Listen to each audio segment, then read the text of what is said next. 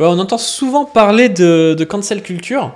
Cancel culture, donc, qui serait importé des États-Unis, qui serait un truc de woke, qui serait un truc de gauchiste. Mais j'ai l'impression qu'en ce moment, on a énormément de cancel culture qui vient en fait de la droite, que ce soit à la fois de l'extrême droite, qui pratique la cancel culture, mais aussi du pouvoir de droite, Darmanin, Macron, tout ça. J'ai plusieurs exemples en tête là qui sont passés récemment et qui sont assez intéressants. Alors on a Darmanin qui lance la dissolution du groupe d'ultra-radical rennais DEFCO. Alors ultra-radical rennais, ouais c'est quand même lui qui le dit, quoi. C'est pas si évident que ça. C'est un groupe avant tout de juristes. C'est un groupe de juristes en gros qui aident les manifestants qui vont en tôle, tout ça. Donc on voit que Darmanin il a tendance quoi à cancel un peu les groupes de gauche en ce moment. Il a fait ça avec les soulèvements de terre aussi, donc qui avait rapport avec les méga-bassines. Il a dissous aussi, donc je sais pas, moi je trouve que c'est pas très démocratique, que ça n'écoute pas trop les gens, et que pour quelqu'un qui, dont les collègues se sont énormément intéressés à l'islamo-gauchisme, notamment on se souvient de l'islamo-gauchisme dans la fac. C'était il y a 2 ans, je crois, où il y a eu un grand programme pour voir à quel point il y avait du militantisme dans les facs, à quel point c'était pas bien.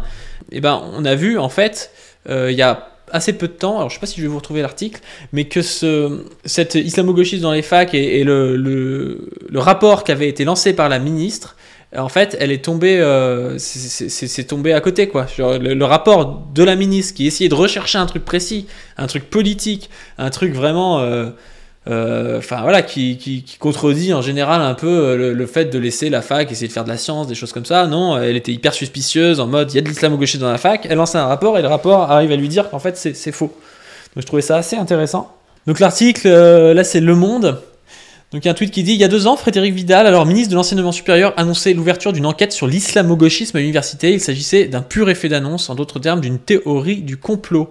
Et c'est Le Monde qui fait un article: enquête sur l'islamo-gauchisme à l'université, histoire d'une vraie fausse annonce. Un document du ministère de l'Enseignement supérieur dont Le Monde a eu copie révèle que l'ancienne ministre Frédérique Vidal, contrairement à ses dires, n'a jamais diligenté d'enquête en février 2021.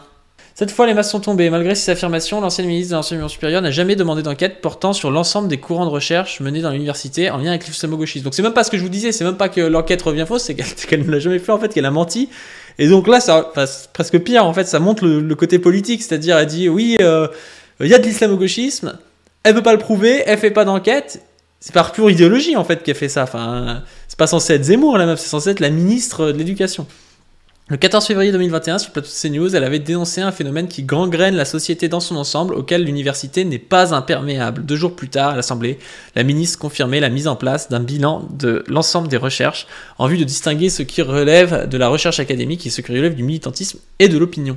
L'initiative, dont l'Élysée et Matignon s'étaient désolidarisés très vite, avait suscité la stupeur dans la conférence des présidents d'université qui avait dénoncé les représentations caricaturales et arguties de café du commerce de Madame Vidal. Censé être mandaté pour mener cette recherche, le CNRS avait lui insisté sur le fait que le terme d'islamo-gauchisme ne correspondait à aucune réalité scientifique, regrettant une polémique emblématique d'une instrumentalisation de la science.